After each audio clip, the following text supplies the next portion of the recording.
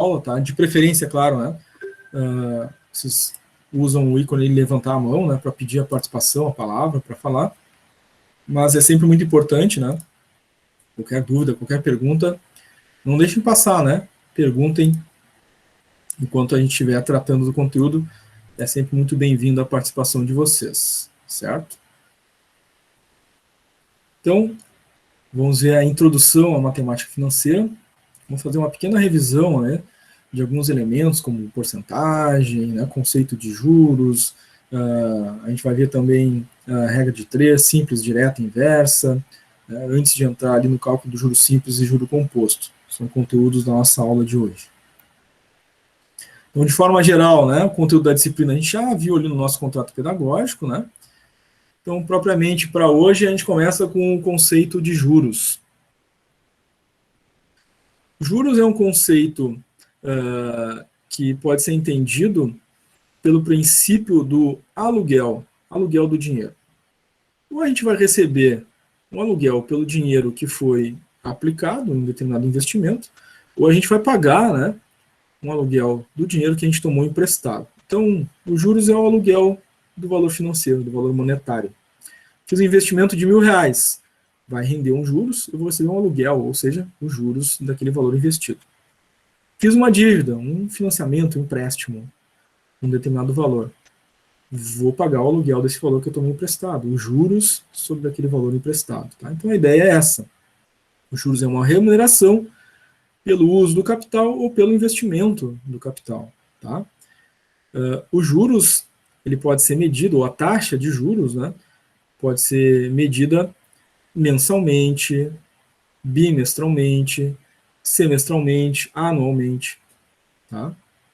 Então tem uma base, né, para os cálculos de juros. Então fiz um empréstimo, a incidência é 5% ao mês de juros sobre o empréstimo. Então todos os meses, né, vai incidir esse valor sobre o tomado emprestado. Fiz um investimento, rendimento de 3% ao mês. Todos os meses, né, vai ter esse rendimento. Um exemplo, claro, né, porque essas variações aí das taxas acontecem mês a mês, principalmente em termos de investimentos, né, empréstimos, financiamentos, a gente pode ter um juro fixado, né, a depender do modelo, né, utilizado. Então, como a gente viu, nós temos algumas bases para determinar as taxas de juros. As mais usuais são mês, 30 dias, bimestre, 2 meses, trimestre, 3 meses, semestre, 6 meses e ano, 12 meses. Nos nossos exercícios, o mais usual, o mais comum que pode aparecer é a taxa mensal, exemplo aqui 1% ao mês, a taxa semestral 4% ao semestre e a taxa anual 12% ao ano. Tá? Sigla ao mês, A.M, sigla ao semestre, A.S e sigla ao ano, A.A. Tá? Vamos a um exemplo conceitual. Tá? Nós temos aqui um determinado capital que foi aplicado durante um período de 12 meses a uma taxa de 8% ao ano. Então, ele foi aplicado durante esses 12 meses e não foi, né, retirado durante esse período. Ou seja, ele ficou durante todo o período para render 8% nesse ano, tá, de investimento. Então, se eu apliquei R$1.000, ele ficou investido um ano, e a taxa é de 8% ao ano, ao completar os 12 meses, né, eu aplico os 8% sobre os 1.000, e eu vou ter, então, R$80, né, que é 8% de 1.000. 8%, né, pelo princípio da porcentagem, né, é 8 por 100, então é 8 divididos por 100. 8 divididos por 100 é 0,08. Então, posso fazer direto pela calculadora, 1.000 vezes 8%, igual, vai dar 80, ou faço, então, 1.000 vezes 0,08, né, que é a representação centesimal dos 8%, vai dar os mesmos R$80. Tá? Diferenças, pessoal, do juro simples e do juro composto. São dois conceitos, tá, que eventualmente pode parecer confuso, mas se a gente prestar bem atenção nessas duas tabelas, a gente vai entender que o juro simples ele é aplicado sempre sobre o valor que é inicialmente investido, então é sempre sobre o inicial, o principal. E o juro composto é sempre sobre o acumulado mês a mês. Então guardem bem isso, né? Ou até anotem, né? Se precisarem, na mente de vocês. Juros simples, a incidência é sempre sobre o principal, o valor inicialmente investido. E o juro composto, ele é aplicado sempre pelo valor, sobre o valor acumulado mês a mês. Tá? Então vamos ver a primeira tabela à esquerda. São exemplos aqui, tá? Então essa primeira tabela à esquerda do juros simples, eu tenho a aplicação inicial, né, de R$ 10.000, a taxa de juros é de 2% ao mês, são 5 meses da ocorrência desses juros. Então, passados 30 dias, os 10 mil aplicados vão ter um rendimento de R$ 200. 2% de 10 mil dá 200. Então, qual vai ser o acumulado no mês 1? Os 200 que rendeu, mais os 10 mil. Então, vai ficar 10.200. Correram mais 30 dias. Então, mais 2% de juros, né? Os juros é um mês. Então, 2% sobre o principal, os 10 mil. De novo, 2%, rendeu mais 200. Tinha 10.200, somou 200, ficou 10.400. Então, aqui, no juros simples, a cada 30 dias incide 2% sobre os 10, ou seja, sempre vai render mês a mês 200. E a gente vai somando, né, com o acumulado até chegar aos R$ 11.000. Juro composto, a nossa tabela aqui à direita. Tá? Então, agora muda a forma de aplicação dos juros. No juro composto, ele não incide mais só sobre o principal, ele incide sempre sobre o acumulado.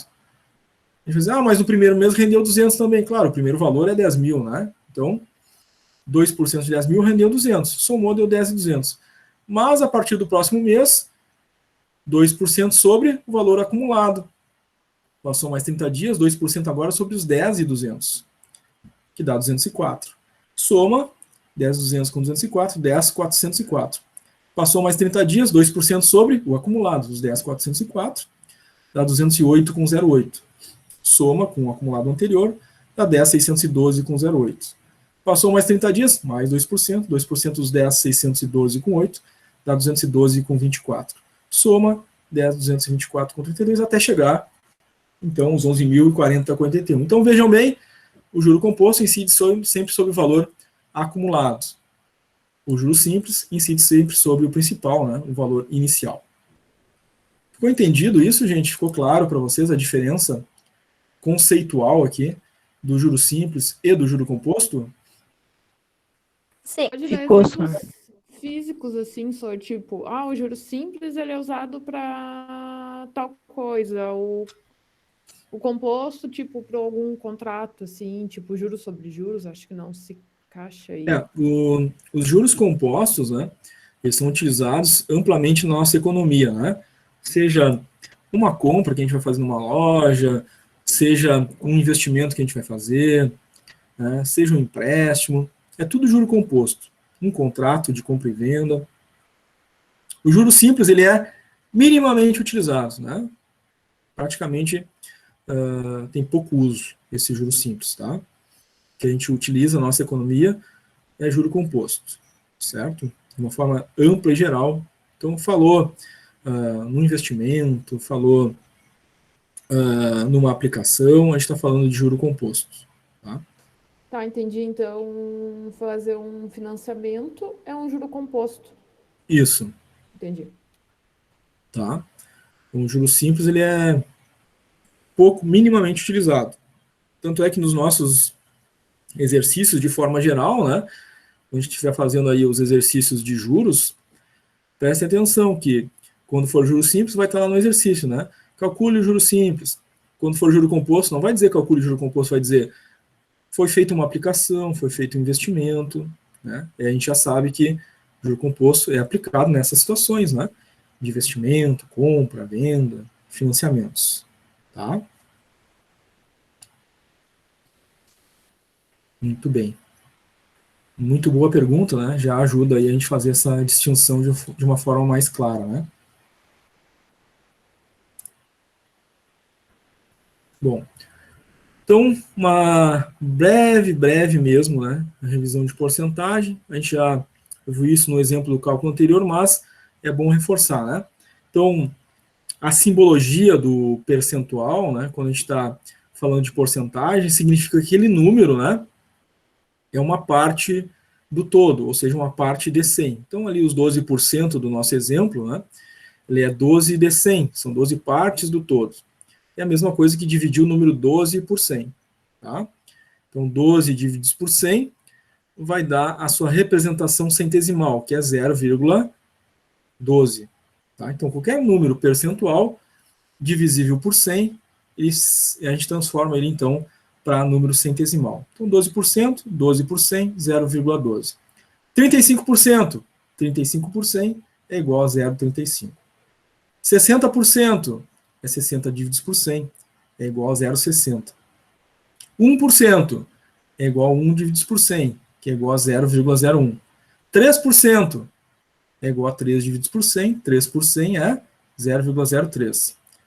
3,5%, 3,5 divididos por 100 é 0,035. 4,7%, né? 4,7 divididos por 100 é 0,047. Então, a representação centesimal de um número percentual, né, com símbolo de porcento, é sempre esse número dividido por 100. E a gente chega, então, ao valor centesimal dele. Tá? Isso é importante, a gente vai utilizar isso durante os nossos cálculos, né, na evolução aí da matemática financeira. Então, é um conceito básico, mas importante para a gente deixar isso bem claro. Tá?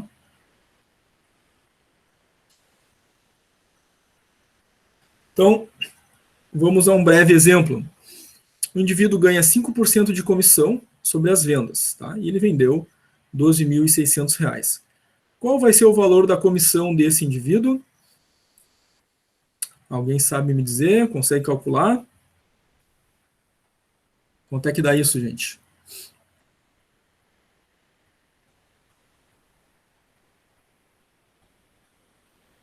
R$ 756. Quanto?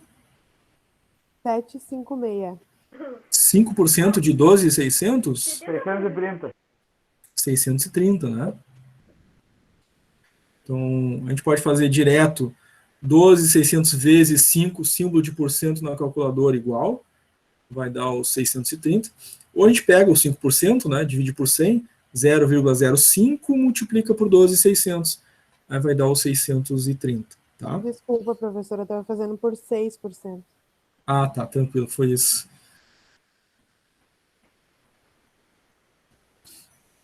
Muito bem. Então tá aí, gente. É o mesmo que multiplicar os 5% por 12.600 ou dividir 5% e multiplicar por 12.600, vai dar os 630, tá?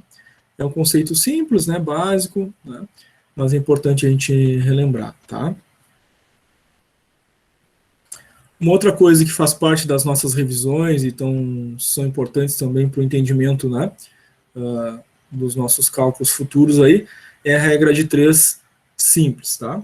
Nós sabemos, né, que existe a regra de 3 simples, tem a regra de 3 composta, mas no nosso caso, para a matemática financeira, a gente não vai precisar entrar na regra de 3 composta, a gente precisa só do conceito da regra de 3 simples. Dentro da regra de 3 simples, a gente tem a simples direta e a simples inversa. Tá? A direta, nós temos as grandezas diretamente proporcionais, ou seja, eu tenho duas variáveis, né? E elas são diretamente proporcionais. O que isso quer dizer? Quando uma aumenta, a outra aumenta junto, ou seja, na mesma proporção, né? Na mesma direção, no mesmo sentido. Quando uma diminui, a outra diminui também junto, na mesma proporção, na mesma direção, no mesmo sentido. Então, quando nós temos uma regra de 3 simples direta, as duas variáveis andam pelo mesmo caminho, vão na mesma direção. Ou aumentam juntas ou diminuem juntas. Tá? Então, quando a gente tem a regra de 3 simples inversa, a lógica é a contrária. As grandezas são inversamente proporcionais. Quando uma variável aumenta, a outra diminui. Quando uma diminui, a outra aumenta. Isso faz com que, após a montagem da regra de 3, a forma de multiplicar os fatores seja diferente. Quando a gente tem uma regra de 3 simples direta, quando as grandezas são proporcionais, né, elas andam na mesma direção, aumentam juntas ou diminuem juntas, a gente multiplica cruzado, né, os fatores. Quando elas são inversamente proporcionais, uma regra de 3 inversa, um fator aumenta, outro diminui, um diminui, outro aumenta, a gente multiplica em linha reta, paralelamente os fatores. Tá? Inclusive é muito comum, né, no ensino da matemática, da regra de 3, a gente utilizar o símbolo das setas, né, para a gente compreender como é que está acontecendo essas duas variáveis. Né? Então, uma variável aumenta, eu ponho a seta para cima. A outra acompanha também, seta para cima também. Então, quando eu tiver as duas setas para cima, é uma simples direta. A uma diminui e a outra diminui também. Então, simples direta. Agora, a inversa vai ser, né, setas diferentes. Quando uma estiver aumentando, a outra vai estar diminuindo. Quando uma estiver diminuindo, a outra vai estar aumentando. A gente tem uma simples inversa. E a multiplicação na inversa, né, é em linha reta. Vamos ver exemplos para relembrar disso, né? Faz parte aí do nosso estudo. Nós temos aqui, então, uma situação em que o indivíduo trabalha 20 dias, e para esses 20 dias de trabalho ele recebe R$ 836. Se ele trabalhar 35 dias, quanto é que ele vai receber? Então, vamos analisar aqui as variáveis. São duas variáveis, né? Eu tenho a variável dias, eu tenho a variável salário. O que está acontecendo aqui? Ele está começando a trabalhar mais dias, ou seja, uma variável está aumentando, né? De 20 para 35 dias. O que vai acontecer com o salário dele? Aumentando os dias de trabalho. O salário vai aumentar também ou vai diminuir? Vai aumentar? Vai aumentar também. Então, as duas variáveis estão indo na mesma direção, né? Aumenta os dias trabalhados, aumenta o salário. Então, essa é uma regra de 3 simples.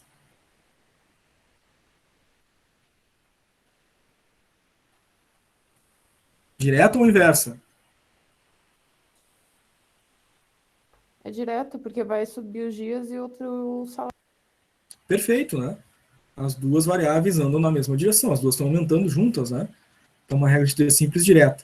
Então, o que a gente faz com os fatores? Multiplica cruzando a multiplicação, tá? Então, tá aqui. Nós temos 20 dias trabalhados, salário 836. 35 dias trabalhados, qual vai ser o salário? A nossa incógnita. E aí, quando é uma regra de 3 simples direta, a multiplicação é cruzada, né? Cruza os fatores. Então, vai ficar 20 vezes x, vai ficar 35 vezes 836. Então, a matemática agora faz a sua mágica, né? 20x igual aos 836 vezes 35. O 20 está multiplicando o x ali.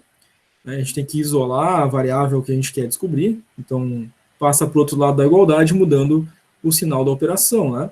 O sinal era multiplicação, passa divisão. Então, vai ficar 836 vezes 35 sobre 20. Faz a multiplicação, o resultado da multiplicação divide por 20, então x vai ficar igual a R$ 1.463. Então, realmente, né? Trabalhou 20 dias, ganhou 836, trabalhou 35, ganhou 1.463. Né? Então, aumentou a variável dias, correspondentemente vai aumentar a quantidade de salário a receber, uma regra de 3 simples direta. Tá? Claro que o outro exemplo agora, né, é a inversa, né? Agora nós temos aqui uma viagem que é feita 12 dias, né, percorrendo 150 km por dia. Quantos dias seriam necessários para fazer a mesma viagem, percorrendo 200 km por dia? Então, o que a gente tem aqui? Duas variáveis. Quantidade de dias e a distância percorrida por dia. Então, se percorrendo 150 km por dia eu levo 12, quantos dias eu vou levar percorrendo 200 km por dia? Eu vou levar mais dias ou menos dias? Menos dias. Menos dias. Então, olha só. A variável distância está aumentando, mas a variável dias está diminuindo. Então, uma regra de 3 inversa. Né? Porque uma está aumentando, né? Estou fazendo mais distância por dia, e os dias que eu vou levar viajando vai diminuir, né? Então, uma seta para cima, uma seta para baixo. Uma variável aumenta, uma variável diminui. Regra de 3 simples, inversa. Quando ela é inversa, a forma de multiplicar os fatores é diferente, né? Não é cruzando, é paralelamente, tá? Então, tá aqui. Nós temos a variável dias, né? Que vai diminuir, porque eu vou rodar uma quilometragem maior por dia, né? Então, eu vou levar menos tempo de viagem. Aumentando a velocidade, então seta para cima são inversas. Então, 12 dias a 150 km por dia. Quantos dias vão ser? a 200 km por dia. Regra de 3 simples inversa, multiplica os fatores de forma paralela, né? Então vai ficar 12 vezes 150 e x que multiplica 200. Então a matemática aqui faz a sua mágica. 200x igual a 150 vezes 12. 200 está multiplicando o x. Então eu tenho que passar, isolar o x, né, que é a variável que a gente quer descobrir, passando 200 que está multiplicando para o outro lado da igualdade, mudando a operação. Né? Quando passa para o outro lado da igualdade, muda da multiplicação para a divisão. Então vai ficar 150 vezes 12 dividido por 200. Multiplica 1.800, divide por 200, número de dias de viagem, 9 dias. Então, para mais quilometragem por dia, o número de dias de viagem cai para 9 dias. Regra de 3 simples, inversa. Ficou tranquilo, gente? Esses dois exemplos aí, regra de 3 simples direta, inversa. Tudo certo? Alguém tem alguma dúvida? Sim, tudo certo. Legal.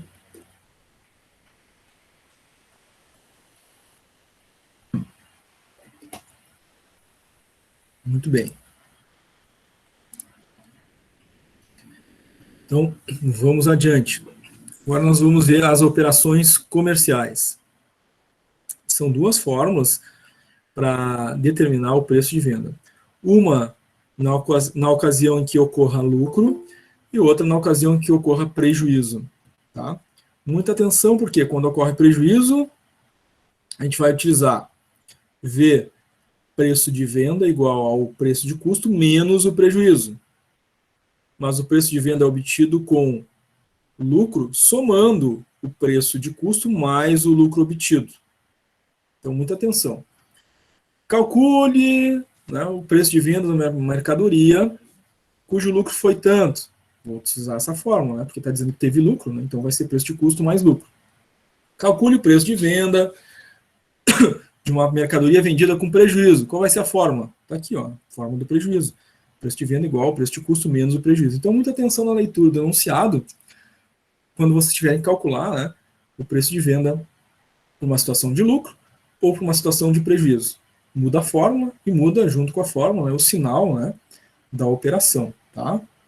Muita atenção a isso. Então, o V é o preço de venda, o C é o preço de custo, mais o lucro quando for o caso. O V é o preço de venda, igual ao custo, né, preço de custo, menos o prejuízo, quando for o caso de um cálculo de prejuízo. Então, o nosso primeiro exemplo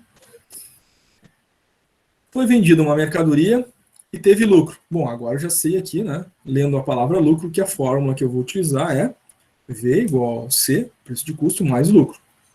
Já sabemos a fórmula. Então, vendi uma mercadoria com lucro de 8% sobre o preço de custo. Qual o preço de venda se o preço de custo foi de 900? Bom, lembrando da fórmula, V igual a C, preço de custo, mais L, lucro, eu tenho, para fazer o meu cálculo, já tenho o C, né, que é 900, mas falta o lucro, para poder somar e achar o preço de venda. O lucro não está direto aqui, né? O lucro está dizendo o quê? O lucro é 8% do preço de custo. E o preço de custo é 900. Então, o lucro é 8% de 900. Eu tenho que fazer esse cálculo percentual, achar o lucro, para poder somar com o preço de custo e achar o preço de venda. Tá? Então, essa é a montagem do cálculo. Vamos ver a solução. Então, está aqui, né? O lucro é 8% de 900. Tá? 8% é 8 por 100, né? Posso fazer, então, aí 8 divididos por 100, 0,08 vezes 900, vai dar 72. Ou direto na calculadora, digita 900 vezes 8, símbolo de porcento igual, vai dar os R$72. Esse é o lucro. A fórmula do preço de venda é 900, ou seja, preço de custo, mais o lucro, né, 72. Então, nesse caso, o preço de venda para a obtenção desse lucro foi de R$972. Josiane levantou a mão, pode falar. Eu ia dizer que eu fiz um caminho um pouco diferente que chegou no mesmo resultado, mas nem sempre pode dar o mesmo resultado, porque o que eu fiz? Eu só somei os 900 mais 8%, que chegou aos 972. Isso, também dá para fazer dessa forma, né? Caminho mais rápido. Isso. Não, quem consegue já, né, tranquilo fazer direto, né? Sem problema. Mas eu também fiz assim. É bom mostrar o passo a passo para que, né, todos têm pelo menos aí a clareza de onde vieram os valores, né? Mas também dá para fazer dessa forma sem problema para quem sabe, né? E não se perde aí. Muito bem. Exemplo 2. Agora é um prejuízo, né? Foi feita a venda de uma mercadoria, prejuízo de 15% do preço de custo. Vejam a palavra-chave aí no enunciado, né? É prejuízo. Então, qual é a fórmula? V igual a preço de custo C menos prejuízo. Quando tem prejuízo, é essa a fórmula, né? O prejuízo foi de 15% do preço de custo. Preço de custo 700. Então, a fórmula é o 700, né, que é o preço de custo, menos o prejuízo. Que eu vou ter que calcular, né? O prejuízo é 15% de 700. Então, calculo, né, 15% de 700, acho o valor do prejuízo e diminuo do preço de custo, que é 700. Tá? Então, essa é a montagem do cálculo. Então, 15% de 700, 105 foi o valor do prejuízo. O preço de venda vai ser, então, os 700 do preço de custo, menos o P prejuízo, 105. Preço de venda, 595. Tá? São as duas situações, né, em que a gente tem que ter atenção à palavra que está sendo usada no enunciado. Se é lucro, C mais lucro, para calcular o preço de venda. Se é prejuízo no enunciado, então é V igual a C menos P. Tá? E aí, claro, a gente vai ter que achar o percentual correspondente, né, ao prejuízo ou ao lucro, conforme tiver dado no enunciado. Tá? Tranquilo, gente? Bem simples, né? Mas se alguém for com alguma dúvida, está com alguma pergunta... Bem tranquilo, senhor. Tranquilo? Legal. Muito bem. Agora, gente, vamos aos cálculos de juros, tá? A Bruna colocou tranquilo por enquanto. Legal. Quando não estiver tranquilo, vocês façam as perguntas, né? Não deixem passar a dúvida, tá? Então, vamos começar os nossos cálculos de juros, né? O primeiro deles vai ser o juros simples, tá? Antonielli também colocou bem tranquilo, legal. Nos juros simples, nós vamos usar ali o símbolo I para a taxa, N para o período e C para o capital investido, tá? Então, são esses três elementos iniciais aí para as nossas fórmulas do juros simples. E vai ser a taxa de juros, né? Então, ela vai acompanhar o símbolo de %. O N, que é o período, né, vai ser dado geralmente em meses, né? Mas pode ser em semestres, né? Pode ser ao ano também, né? Certo? O capital vai ser sempre aquele valor investido no investimento, né? Ou vai ser aquele valor tomado emprestado, né? Em alguma situação, tá? Fórmulas do juros simples. Então, vocês podem, se quiserem, né, anotar, mas depois esses slides vai ser disponibilizado para vocês. Além dos slides, essas fórmulas estão lá na apostila, também estão naquele material, né, de consulta de fórmulas para vocês, tá? Então, o juros simples, a fórmula dele é capital vezes taxa vezes período, tá? Então, C é o capital, o valor que está sendo o principal, né, que está sendo investido, vezes a taxa de juros, vezes o período, né, o número de meses, por exemplo, tá? Também faz parte aqui das fórmulas do juros simples a fórmula do montante. Então, o montante é o capital mais os juros, ou então, né, montante igual a capital mais, abre parênteses, capital vezes I vezes N, fecha parênteses. Tá? O montante, o que, que é? É o valor que foi acumulado, né, após aquele período. Então, coloquei R$1.000 durante 5 meses, lá no final, né, tem R$1.100. Então, tem um montante, um acumulado, né, daquele processo de juros. Nós temos as fórmulas isoladas. Então, eu tenho aquelas fórmulas para calcular os juros, ou tenho a fórmula para calcular o montante, mas pode ser que eu tenha que calcular só o capital. Se eu tiver que calcular só o capital, ou só a taxa, ou somente o N, eu posso usar essas fórmulas aqui para fazer isso de forma direta, tá? Peço uma atenção especial a duas dessas fórmulas. Anotem no caderno de vocês, em algum lugar, para não esquecer, tá? Na fórmula do capital e na fórmula do N, que é o período, o elemento I, que é a taxa, que está aqui embaixo na divisão, né? Na fórmula do capital, e o I, que está aqui embaixo, né, do elemento N, né? Na fórmula do período, esse I aqui, somente nessas duas fórmulas, a gente vai utilizar somente o módulo do número. A gente não vai usar o porcento, tá? Então, a taxa do I aqui no N e a taxa do I aqui no C, a gente usa só o número. Então, se tiver 1%, vou usar só o 1, não uso o porcento no capital. E no N, mesma coisa. No I aqui, eu uso só o 1, não uso o porcento, por exemplo. Tá? Somente nessas duas fórmulas, somente nesse caso do juros simples. Rafaela, pode falar. Sim, senhor, desculpa interromper, mas que hora é o intervalo? É assim que a gente trabalhar o conteúdo. Tá? Ah, tá.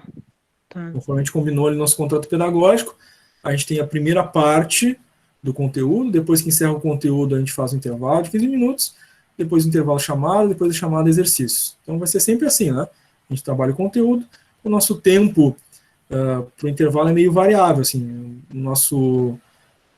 o mais importante para nós é o conteúdo, né, o ensino, a aprendizagem. O intervalo pode ser um pouquinho antes, um pouquinho depois, né? Importante a gente não perder o raciocínio e não quebrar a lógica do aprendizado, tá?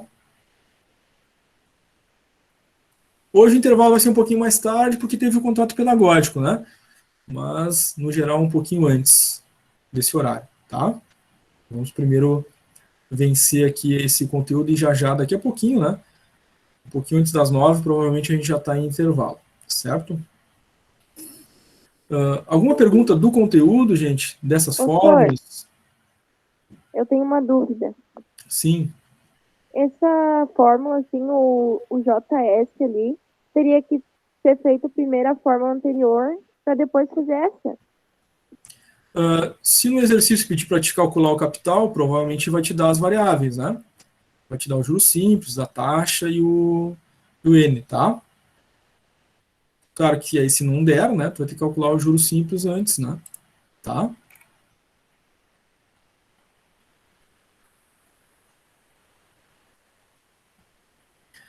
O José Gabriel, em dias o período, mas os juros foram mensal, aí tem que converter, né?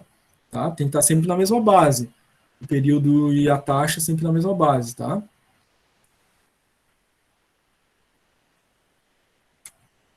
Já a gente vai ver os exemplos, aí vai ficar mais claro. Mais importante, né, gente?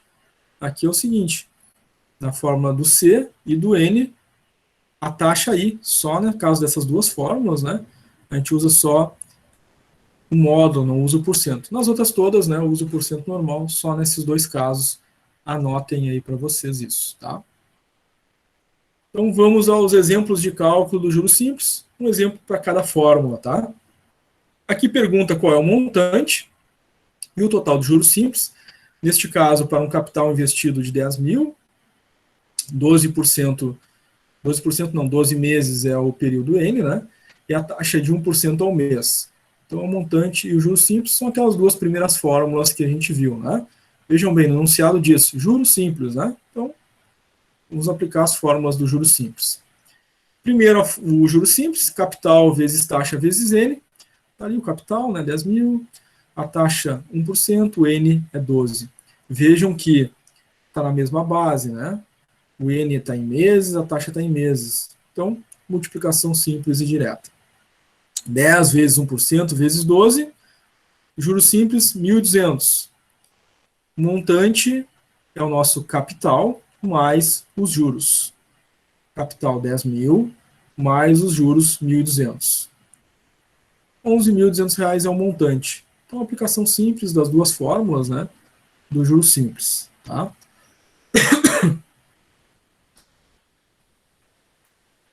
Segunda fórmula que a gente viu foi a do capital, né? Segunda não, terceira fórmula, né? Então, a pergunta, qual é o capital que vai ser aplicado durante 12 meses, remunerado a taxa de 1% ao mês, rendendo 1.200 de juros simples. Então, a fórmula do capital isolada, né? Capital igual a juros simples, vezes 100, sobre I vezes N. Neste caso, nessa fórmula, a gente lembra, né? Usa o porcento ali, né? A taxa sem o símbolo do porcento.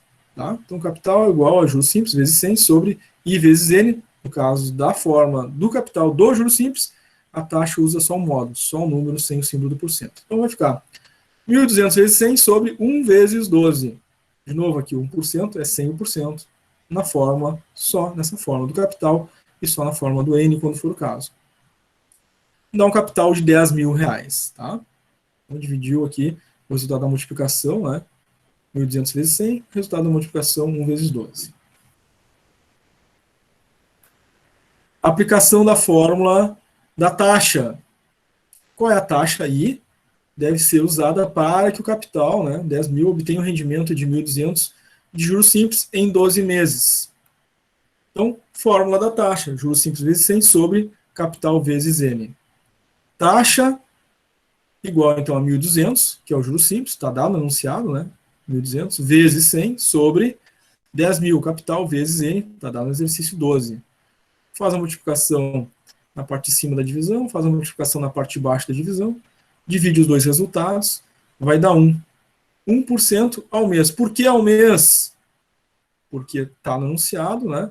O período está dizendo que é ao mês. Então, nesse caso, o período determina que a taxa será ao mês. Tá? Está anunciado N 12 meses, a taxa vai ser ao mês.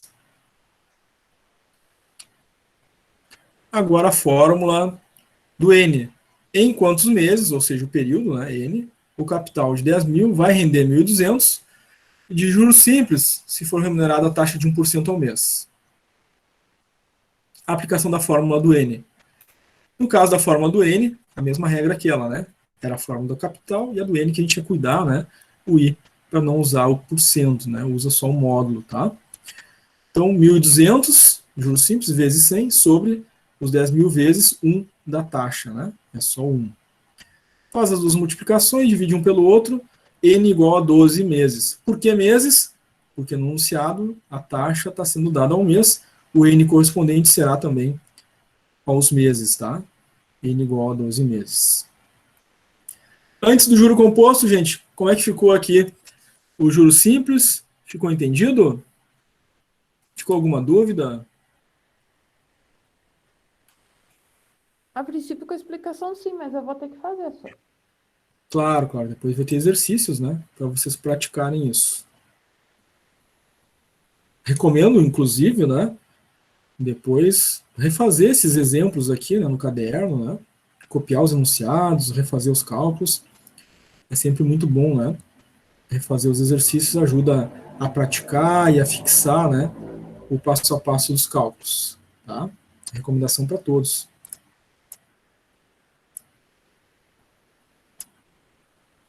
Então vamos aos nossos juros compostos. A gente já viu ali, né, do conceito daquelas duas tabelas, como é que o juro composto se comporta. Ele é o chamado juros sobre juros, né? O juro é capitalizado, ele incide sobre o valor acumulado sempre, né? E não no principal, como acontece nos juros simples. Tá? Fórmulas dos juros compostos. Anotem aí para vocês, né? A fórmula, então, do montante no juro composto, o capital que multiplica, abre parênteses, 1 mais I, fecha parênteses, elevado à potência N. Então, nas fórmulas do juro composto, a gente tem potência, né? Agora vocês vão precisar aí de uma calculadora, né, que faça a potência. Uma calculadora, ou celular, ou calculadora do computador, né, que faça a potência, tá? O juro composto vai ser o montante menos o capital, e a gente tem uma fórmula, né, de capital também para o juro composto, capital igual ao montante, dividido por, abre parênteses, 1 mais a taxa, e fecha parênteses elevado à potência N. Então tem duas fórmulas que têm potência, né? A fórmula do montante e a fórmula do capital. Precisa fazer a potência para chegar nos resultados, tá? Vamos a um exemplo aqui, gente. Então, nas nossas calculadoras, tá? Em geral, a gente tem duas teclas, né, utilizadas. Nesse modelo de calculadora, que é a calculadora, enfim, geral, né, dessa marca e outras marcas aí que a gente encontra, a maior parte delas usa o símbolo do o V ao contrário aqui, né, que é o acento circunflexo, o chapeuzinho do vovô, né? Essa tecla é a tecla de potência na calculadora científica, tá? Então é ela que a gente vai usar para fazer as potências dos nossos cálculos. Peguei aqui um exemplo de fórmula do montante do juro composto, tá? Montante igual a capital, que multiplica 1 mais a taxa, fecha parênteses, sobre N, né? Elevado a N. Então, peguei um exemplo com capital de R$500, abre parênteses, 1 mais a taxa, peguei uma taxa de 5%, taxa de 5% é 0,05. Então, sempre tem que desdobrar aqui, tá? A taxa ficou 0,05, 5%. Fecha parênteses, elevado à potência 15. Então, sempre que eu levar a potência, eu vou usar aquela tecla lá na calculadora, tá? Claro que a gente tem que seguir, né, as regras da matemática. O que diz a regra matemática? Primeiro resolve parênteses. Então, tá lá, 1 mais 0,5. 1 mais 0,05 vai ficar 1,05. Depois, antes da multiplicação, o que vem na regra? Faz a potência. Então, 1,05 elevado à potência 15. Então, vou na minha calculadora, 1,05, tecla de potência, clica nela. Depois da tecla de potência, eu vou digitar o número que eu estou levando, 1,5, né? 15. Depois igual, vai dar 2,79, multiplica por 500, e vou achar um montante de 1.039,46, tá? Essa é a tecla mais usual, que a gente mais encontra aí, né, nas nossas calculadoras científicas. Tem um outro exemplo que eu vou mostrar para vocês, algumas calculadoras científicas, algumas calculadoras do celular, né, ou alguns aplicativos, né, que vocês podem baixar para o celular, vão utilizar essa outra tecla, que é X na Y. Então, tem algumas calculadoras, né, alguns aplicativos que vocês baixam para o celular, que usa essa tecla aí, X na Y, tá? A função é a mesma, é fazer potência, tá? Só vai, em vez de clicar naquela chapeuzinho do vovô ao contrário, né, o V ao contrário, vai clicar aqui no X na Y, tá? Mesmo exemplo, 500 que multiplica 1 mais a taxa 5%, fecha parênteses, elevado a 15.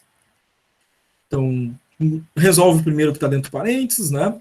Vai ficar 1,05. Eleva a potência. Então, vou lá de novo na calculadora, 1,05, clico em X na Y, aí vou lá e digito 15, né, que é a potência, e clico na tecla igual, e vai dar 2,079 vezes 500, montante 1.039,46.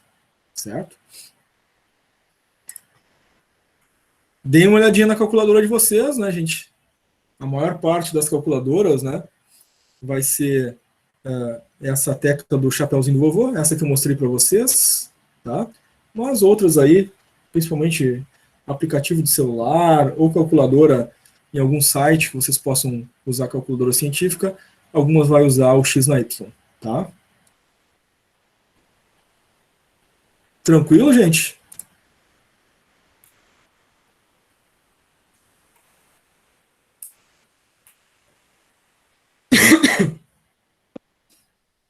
Nenhuma dúvida com relação ao uso da tecla de potência?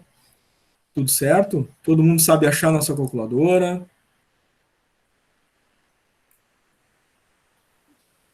Tranquilo, professor. Tranquilo? Legal. Muito bem, gente. Então, vamos a um exemplo aqui. Todos esses exemplos, né, estão sendo gravados, estão nos nossos slides. Quando vocês forem fazer exercícios, né, tem dúvida, volte a ver o exemplo, né, para tirar a sua dúvida, que sempre ajuda muito, né. Refaçam também esses exercícios aqui da aula, que também vai ajudar bastante a fixar, né, esse conteúdo, esse passo a passo. Vocês estão vendo que é um passo a passo, né. Primeiro faz A, depois faz B, depois faz C, chega no resultado final. Seguindo passo a passo, tudo ok. Ah, me perdi, não sei o passo a passo. Tem que voltar e rever a aula ao vivo, tem que rever os slides, todo o passo a passo, seguindo essa lógica, né, a gente chega no resultado, tá? Então, primeiro exercício dos juros compostos. Qual o montante e o total do juro composto, ou seja, a fórmula do M e a fórmula do JC, né, obtidos na aplicação de 10 mil no prazo de N 12 meses e a taxa 1% ao mês. Então, aplica ali a fórmula do montante, capital que multiplica 1 mais a taxa elevado a N. Então, capital 10 mil, multiplica 1 mais a taxa 1%, Então tem que desdobrar, né? 1% é 0,01. Fecha parênteses, elevado à potência 12, né? Porque o prazo aqui n é 12. Primeiro soma, vai ficar 1,01, eleva a 12, vai dar 1,1268, multiplica os 10.000, montante 11.268, tá? Esse é o nosso montante desse primeiro exercício. Segundo exercício, o capital, né? Qual é o capital que vai ser aplicado durante 12 meses, remunerado a taxa de 1% ao mês e vai pagar um montante de 11.268. Então, qual é a fórmula do juro composto que eu tenho que usar? A fórmula do capital, né? Então, a fórmula do capital é aquela que a gente viu já. Montante dividido por 1 mais a taxa, fecha parênteses, elevado à potência n. O montante está no enunciado, 11.268. Então, coloquei ali na parte de cima da divisão. Na parte de baixo é 1 mais a taxa. A taxa é 1%, tem que desdobrar, vai ficar 1 mais 0,01 elevado a 12.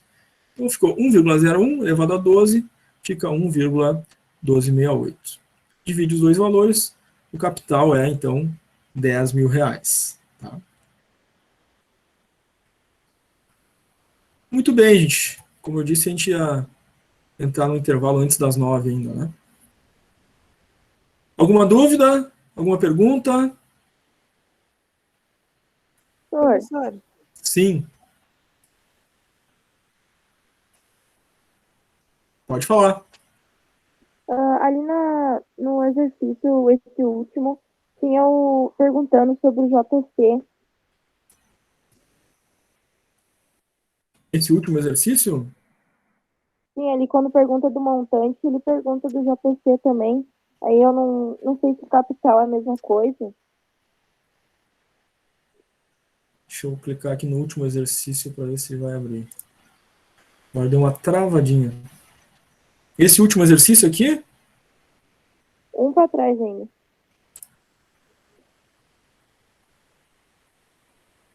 Aí. Tá. Faltou, né? Faltou a fórmula do juro composto aqui, foi isso? Isso. Tá. Qual é a fórmula do juro composto?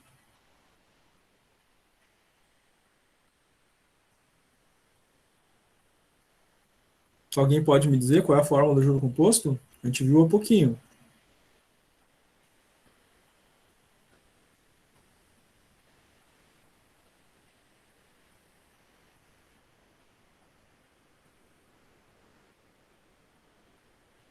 Alguém?